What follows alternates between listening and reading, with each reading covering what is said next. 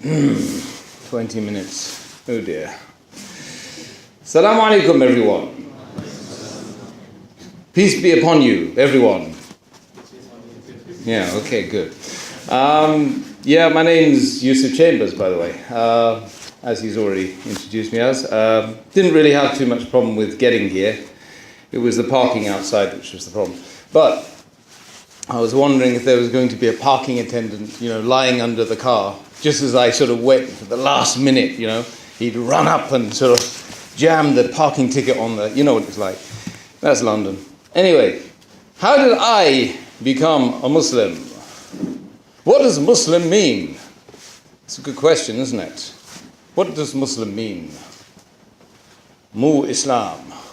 To do Islam. What is Islam? Does anyone know who's not a Muslim? Everyone's Muslim now. Good. Okay, let's go home.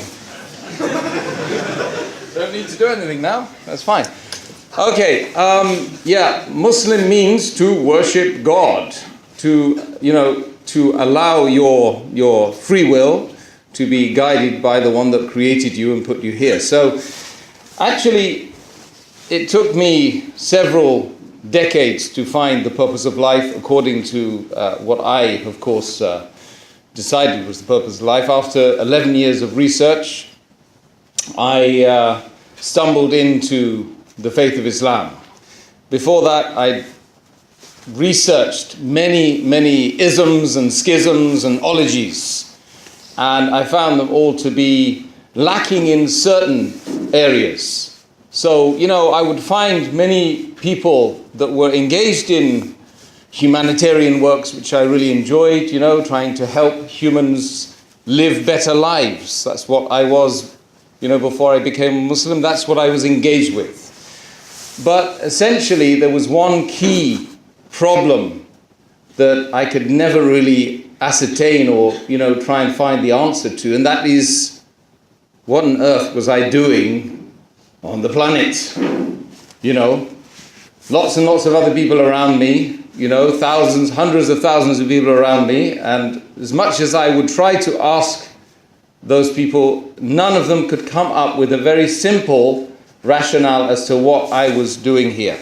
So I spent a long time reading people like Gandhi, Mahatma Gandhi. All of you know Mahatma Gandhi, right? Popularized as in the, by the media through Hollywood, That's where I first saw him, actually, through Hollywood, the movie. And then I started reading into this man, because he seems a very sort of dedicated chap, to humanitarian causes, and that's what I was upon. So kept reading and reading and reading. To no avail, really, to be honest. I mean, the only thing that I really didn't sort of appreciate about him was his loincloth. But the rest of it was pretty cool. He was a pretty cool individual. So anyway, he took on the Brits, didn't he? That's what I really liked about him.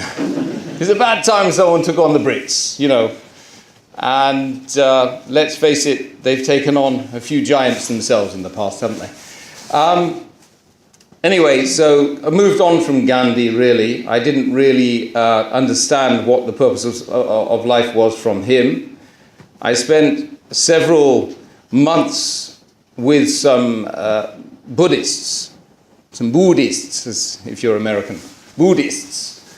And it was great. It was a great experience because they taught me how to meditate and taught me how not to drink coffee and tea and perhaps to be a vegetarian. So, and I experienced that part of that. My life was extremely, exciting. The meditation was very beneficial. And then one day, I popped the question to the main emir, you see. So the emir came in. He was a white man like me, you see. Just about white, anyway. And he said to me, how's it going? And I said, well, what's the purpose of life before you get the answer? He said to me, well, the purpose of life. So he was stirring his herbal tea, like you do when you're a Buddhist. Stir your herbal tea and make some for the people around you. And he said to me, to contemplate the supreme nothingness. The supreme nothingness. I said, wow, I just wasted 3 months. Why didn't I just ask you before I actually... Well, actually, the meditation was a benefit, you see? So it wasn't a waste of time. The Buddhist meditation was really beneficial. I used to do it in all sorts of strange places, sitting on the church from Godalming. You know where Godalming is? Yeah. You don't want to. Anyway, it's somewhere in Surrey, all the way up to Waterloo Station. I used to go there every day, and I used to sit there meditating like a Buddhist, looking really freaky, Anyway, it wasn't because I was a Buddhist, it was because I was me doing it on the train, you know what I mean?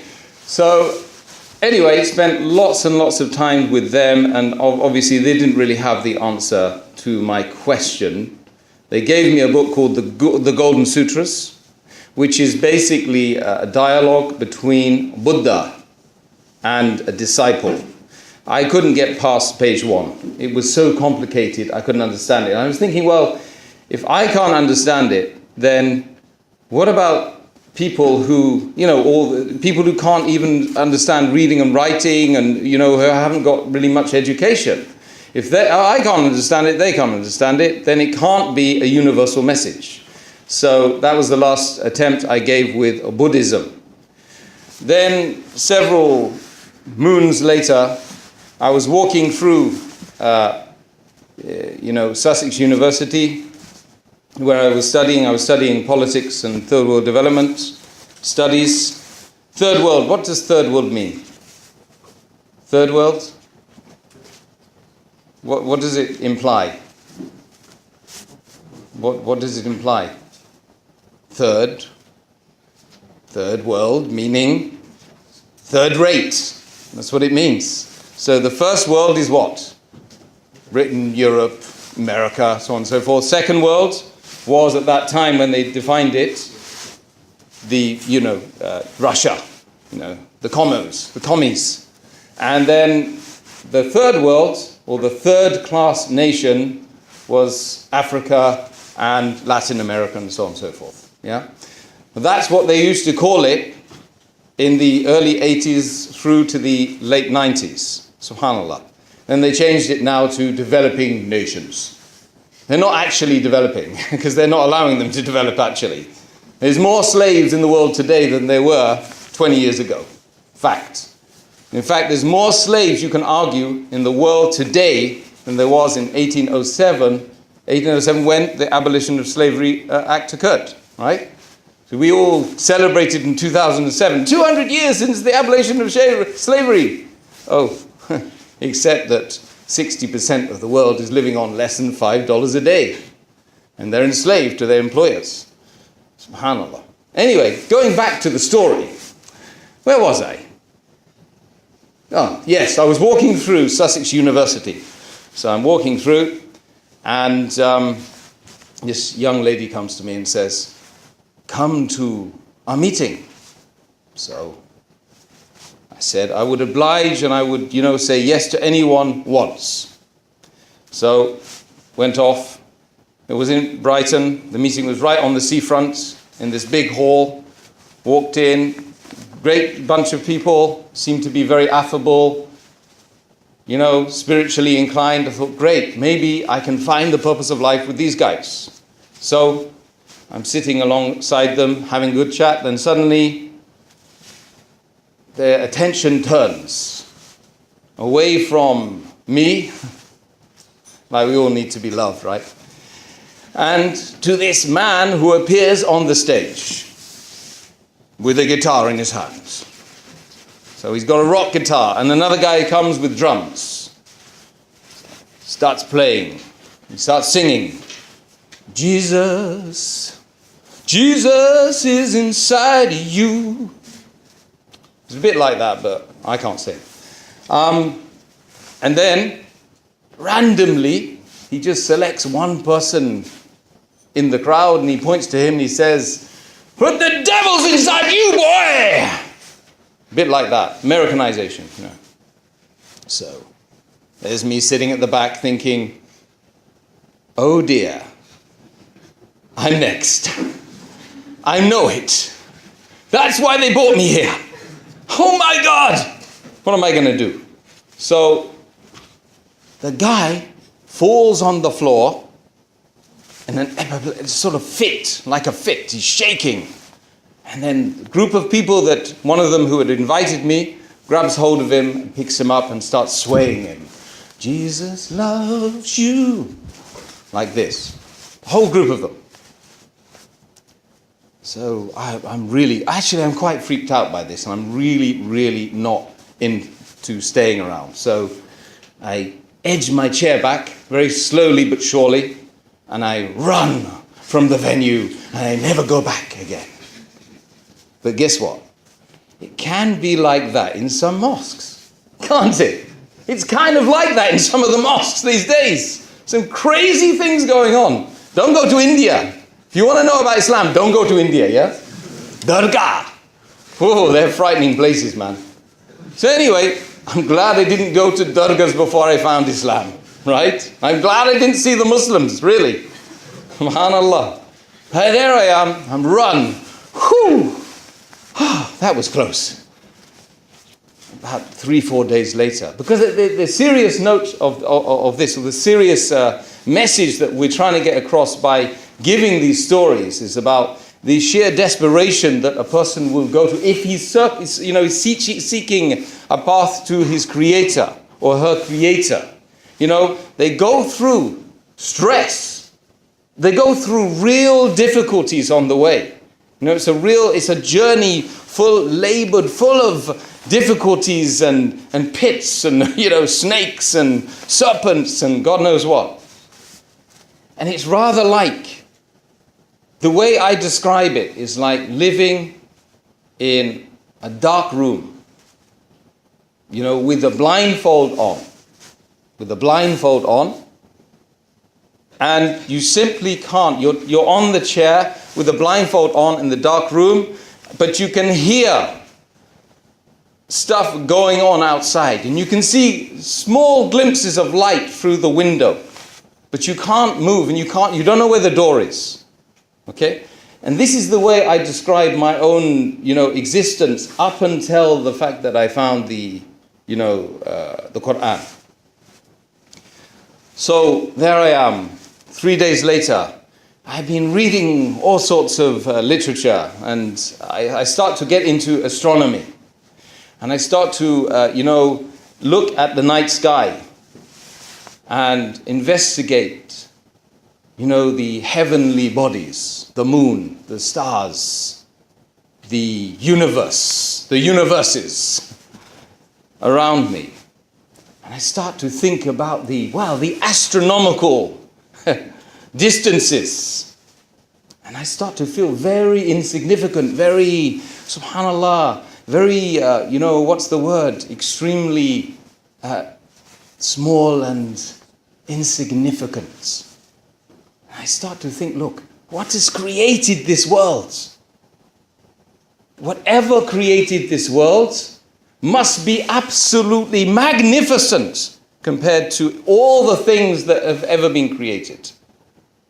And there must be a purpose. If there's not a purpose, it's stupid. The whole thing's stupid. I start to see, look, the tree. How many purposes does the tree have? Creating oxygen for us to breathe, right? A place for animals, for birds to live. Beautification, shade, enriching the soil. All of these amazing things a tree has, but a human doesn't have a purpose? How stupid is that? So I'm thinking to myself, and I'm looking at this universe, looking at these incredible structures and this beautiful design, this magnificence. Words can't describe it. And every night I'm just crying. Just crying. Every night, on my own, in my room, with a bottle of, whiskey or something like that, just trying to not think about it. You see? I would argue many, if not most, of the people in the world today who don't really have a purpose, they are engaged in activities like this. I would argue it. I mean, I speak to many, so I have the proof, but kind of gives the game away, really. But so I'm there in my room. I'm thinking, look, most of the people here are Christians. So let me go and find a serious Christian theologian and let me speak to him. So I knock on the door of a church on the Lewis Road, and this place is built on the same specifications of Noah's Ark. I don't know how they worked it out, but you know. So went in, the guy says to me, I'm sorry, I don't have time to answer your question right now. I'm popping the question to him, the most important question that humans have been asking since the beginning of civilization, right? What's the purpose of life? What on earth am I doing here? What am I doing on the earth?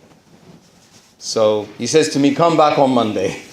He makes me wait 3 days. I advise any Muslims, don't do that. Any Christians, don't do that. Any people of any persuasion or faith, engage with people. If they ask you the question, then answer it to the best of your ability. So 3 days later, I went back. He was kind of busy anyway, but he managed to give a window of opportunity for me to speak to him. And so he says, so how can I help you? I said, well, look, see, I've got an issue. What on earth am I doing on this planet? Who am I? Who is God? Why have I been created? What's my purpose? And I'm pouring my heart out. I'm about to cry. Because when you're asking questions like that, and you think you're right on the verge, maybe, of finding out what this mystery is all about, you see. The guy says to me, after thinking for a bit, he says, have you ever thought about doing a theology degree? Look, you made me wait 3 days, mate, but you ain't making me wait 4 years. That's how long it takes. Trinity College, Dublin, I checked it all out. I decided against it because it was extremely dogmatic. It didn't seem to answer fundamental questions very, very easily. It seemed to make you want to have to learn a whole scientific language before it would tell you the basic thing. What are you doing here, man? I don't know. That's what he told me. He said, I don't think I can help you.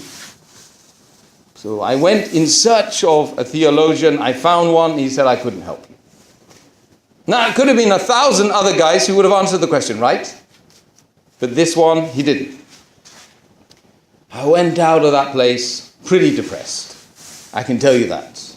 I never went to the extent of considering taking my life or anything like that, but it got very close sometimes. It got very close. When you're living in that dark room with the blindfold on, you can just hear and see glimpses of something going on outside. And pretty much that's desperation levels are reached. Desperation. Thousands and thousands of people, probably even on this campus, that are probably feeling the same way. They don't talk to you about it to your face. Of course, we don't come to you and say, hey, I'm depressed. No, it doesn't happen like that. When they go home, and all the hullabaloo and all the lectures and all the food and all the invites and all the niceties. How are you doing? I love you. All this falsity you get these days, right? Hi, I love you. You know what I mean? Isn't it just perverse? Right? And then when you go home, and then, oh crap, not another day. And it was literally like that. It was literally like that. I spent 8 years going out every Friday and Saturday night, right? With one group of people, and one particular guy. And after 8 years, all he could tell me was, you know what, Tim? I would advise you one thing, and I can help you. I would advise you to go and see a shrink. After 8 years. Vamos? Finito? Oh my God. Life in 5 minutes. A lifetime in 5 minutes. Not possible. So, wow. He says, go and see a shrink. So he's saying fundamentally, anyone who asks pertinent questions about the origin of man, about the creation of the universes, the heavens and the earth, and God knows what. And God knows what. That person is labeled as being a loony lefty.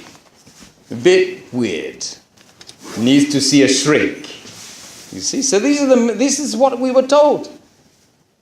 This is what we were told. So hundreds of conversations, hundreds of meetings with people of different persuasions and different religious backgrounds, different cultural backgrounds, in different countries. I was in Pompeii. Pompeii was destroyed by Mount Vesuvius. It was erupted. I was looking at what they were doing in Pompeii. Do you know what they were doing in Pompeii? Who's been to Pompeii? What did you see in Pompeii? Great civilization, right? Yes, and there were some other things going on there as well. Just reflect. Allah says in the Quran, He says, Siru fil ard. Travel in the world. See what the condition of the people that came before you. They were stronger than you, they were mightier than you, but they are dust now.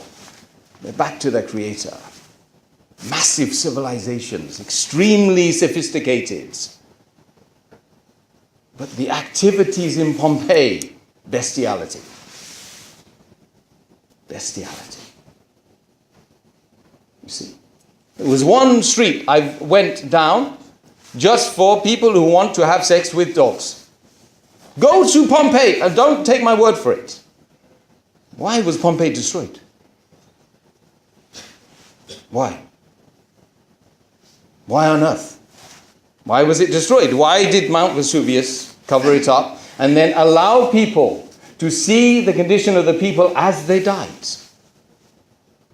This was such a smackdown for me. You know, it was like, that's serious. So all of these things and these incidents and these, the evidences that I was seeing were informing me of something higher power. Some greater essence, some greater power.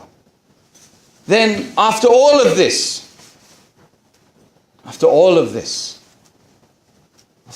these visits and so on and so forth and meetings, I was in the university, and I was with, a girlfriend, and she said to me, I was with her for a number of years, and one night she said to me, Tim, tomorrow, don't come here. So I said, well, what sort of thing is that to say to somebody that you care about? She said to me, well, it's got something to do with my religion, you see. I said, well, your religion can't be right. You can't throw people out without explaining to them, why you're throwing them out. And, is there something that I've done or said? She said, no, it's to do with my religion. I said, look, religion or you, one of you is wrong. She got very angry. I went in the morning to the ISOC, like you do when you have a girlfriend who's a Muslim. So I knocked on the ISOC door, like you do, opened the door, a man, long beard, khutra, Saudi style. Excuse me, I've got a problem with my girlfriend. You will have if you don't get rid of her. So he says to me, well, she's no good for you. And you are no good for her. It's better you get rid of her. I said, you as well. She's kicked me out and you're telling me to leave her as well. What is this? What sort of a religion is this? What is this religion anyway? Oh, Islam, you mean? Yeah, okay. Read these. So he piles a pile of books like this. I remember the day, and it was 2 weeks later I'd read them all. I went back to the girl, and I said to her, look, really sorry that if I cuss your religion's correct. You are the problem. I said, why didn't you tell me about this religion, and why were we doing these things, together, being boy and girlfriend? Why didn't we just get married? Why didn't you tell me? I would have even considered Islam. In fact, I'm quite convinced by Islam. Islam is really an amazing way. So I'd read all of this stuff, and slowly but surely, I started to understand more and more. Now, what was the month? Shahr Ramadan. The month of the Quran. The month where that big devil shaitan is locked up. So slowly but surely I found Islam, and I'd started to understand it. And then towards the end of Ramadan, one day I fasted one day. And it was like somebody had taken me out of the dark room and removed my blindfolds and shown me the rest of the world. And it's the first time I'd really seen the world through the eyes of a believer and the eyes of somebody that really had, just started to live. Fundamentally just started to live. So then I kind of just kept washing myself, because I'd read about the ghusl and wudu, ghusl, baths and purification. So I was washing myself the whole night, And I kept reading some Quran in English and then washing myself, really thinking I need to cleanse myself of all the stuff that I've done and thought and said in preparation for I don't know what. Because I didn't even know what I was doing, really. But in the morning, I ran out of the house and I found the first brown person with a white hat. Because that's all I knew. Islam was brown people with white hats. I said to him, excuse me, is there a mosque here? He said, oh yeah, just up there. So I walked into the mosque, and this guy grabbed hold of my collars at the top of the stairs and said, you're mine. He could really see there was something peculiar about me, I'm sure. And he said, Brother Najib, his name was. He was Tablighi brother. Tablighi brother. MashaAllah. Big smile. Full of promises, man. MashaAllah. And he grabbed hold of me and said, what are you doing here? I said, I've come to accept Islam. And I need you to go through the ropes with me. He said, well, what do you know about Islam? So I explained Islam to him, because I've been reading. I probably read more about Islam than most Muslims do anyway, in that 2 weeks, you see. So I'd read through it, and I was totally convinced, and was ready to take the Shahada. And then he says, took me up to the Imam, and that was just after Fajr in the last 10 days of Ramadan. So it was ram-jammed, the mosque was full. So I took the Shahada, and just a small issue of about 300 men that hugged me. I've never been hugged by a man up until that point. Even my father hadn't hugged me. So it was quite an amazing experience, really. It's quite enjoyable, really. I said, let's do some more hugging, You know what it's like. It's kind of like a dance after a while, thousands and thousands of people. MashaAllah, great stuff. I have to say that, that ever since life has become a major test, it's been I'm sure Sarah and Tracy, no, sorry, I'm only joking. Sorry, I'm only joking. It was a joke, by the way. It was a joke. So I generally have a problem with names. So. We'll explain to you, and they'll have a lot more very important things to say. But fundamentally, it's been an amazing experience, going through that and then finding Islam and trying to fit in, trying to find, a group of people within the Muslim Ummah, the family of Muslims that will, effectively, be able to help me to understand this life better as well. So thank you very much for listening, and bye-bye.